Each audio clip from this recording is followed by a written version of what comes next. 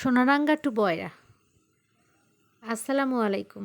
আমি হুমায়রা লিজা আবারও ছোট্ট একটা ব্লগ নিয়ে আসলাম। আমার বাসা সোনারাঙ্গা আর আমার বড় বোনের বাসা বয়রাতে।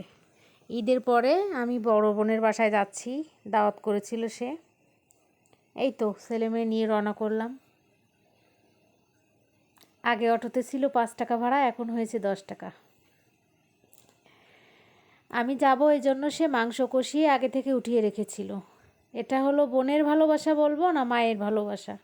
মায়ের মতো, সে আমার দ্বিতীয় মা। যাই হোক, এখানে সে মুরগি কাটাকাটি করে রেডি করে রেখেছে। সে শাহী কোরমা করবে, এক পাশে বসিয়েও দিয়েছে, অন্য পাশে সে বিরিয়ানি উঠিয়ে দিয়েছে। বিরিয়ানি অবশ্য রান্না শেষের দিকে, গরুর মাংসের বিরিয়ানি ছেলে মেয়ে খুব পছন্দ করে, তাই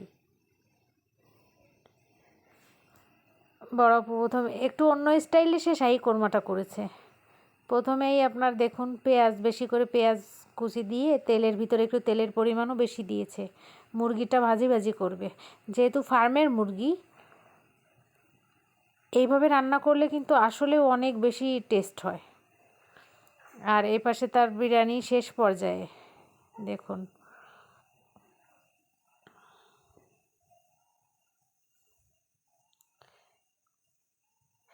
মেহমান কিন্তু আমি এবং আমার ছেলে মেয়েই ছিলাম। রান্না করেছে, খাবারও দিয়ে দিয়েছিল, যা আমি 3 দিন ধরে খেয়েছি, এত পরিমাণ। তার হাতের রান্না কিন্তু অসাধারণ, মাশাআল্লাহ, খুব সুস্বাদু হয় আমার বড় বোনের রান্না।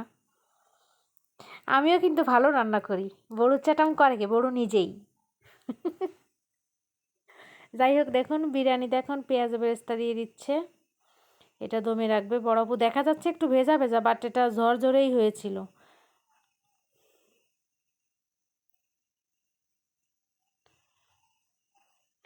আর আমি টুকটাক একটু তাকে হেল্প করতেছিলাম, যদিও আমার কোনো হেল্প করার আগেই সব পরিপাটি করে সে রেখেছিল। এখানে আমি ওইটা হচ্ছে কোরমার জন্য সে মশলাপাতি রেডি করে রেখেছে, সেইটা আর কি, টক দই, দুধ। আর এদিকে আমি বোরহানি বানানোর জন্য জারের ভিতরে সব কিছু দিচ্ছিলাম। ওটাও বরফ রেডি করে রেখেছিল, পেস্ট করে সেকে একদম সম্পূর্ণ রেডি করে রেখেছিল। আমি জাস্ট মিক্সড করেছি।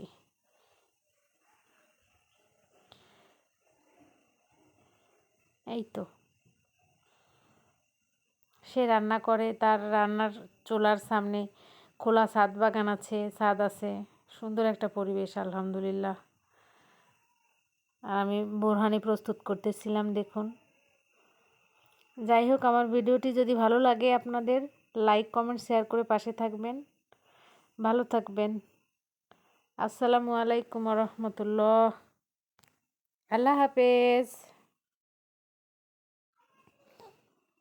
অবশ্যই লাইক কমেন্ট শেয়ার করবেন।